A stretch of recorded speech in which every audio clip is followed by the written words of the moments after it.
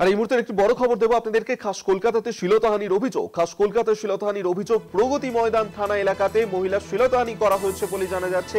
খাস কলকাতাতে এই ঘটনা ঘটেছে। শ্লীলতাহানির অভিযোগ এক মহিলার প্রগতি ময়দান থানা এলাকাতে এই ঘটনা ঘটেছে। আরো বিস্তারিত জানাতে পারবেন, আমাদের সঙ্গে টেলিফোনে রয়েছেন প্রতিনিধি অরিত্র ঘোষ।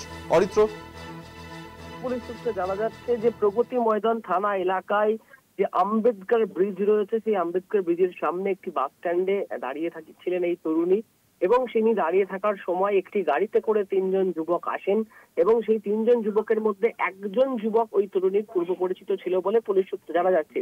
সেই পরিচিত যুবক ওই তরুণীকে গাড়িতে আসার কথা বলে, এক প্রকার জোর করেই তাকে গাড়িতে তোলেন, এবং গাড়িতে তোলার পরে তাকে, যেটা পুলিশ সূত্রে জানা যাচ্ছে, যে এমন কিছু পানীয় খাওয়ানো হয় যেটা মাদকের পানীয় ছিল বা তার মধ্যে কিছু মেশানো ছিল। সেই পানীয় খাইয়ে তাকে বেহুশ করা হয়।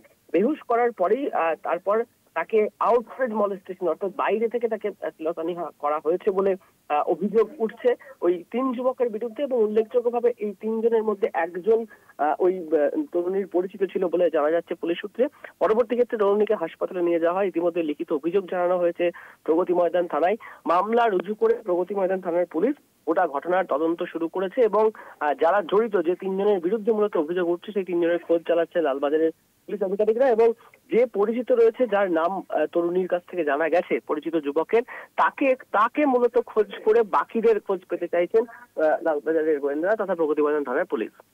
ধন্যবাদ অরিত্র তোমায়। অরিত্র ঘোষ আমাদের সঙ্গে টেলিফোনে ছিলেন প্রতিনিধি। আপনাদেরকে আরেকবার জানিয়ে রাখবো, প্রগতি ময়দান থানার এলাকাতে এই ঘটনা ঘটেছে, যেখানে এক মহিলা শ্লীলতাহানি করা হয়েছে বলেই অভিযোগ। গাড়িতে তুলে পানীয় খাইয়ে তাকে বেহুশ করা হয়েছে বলেই অভিযোগ।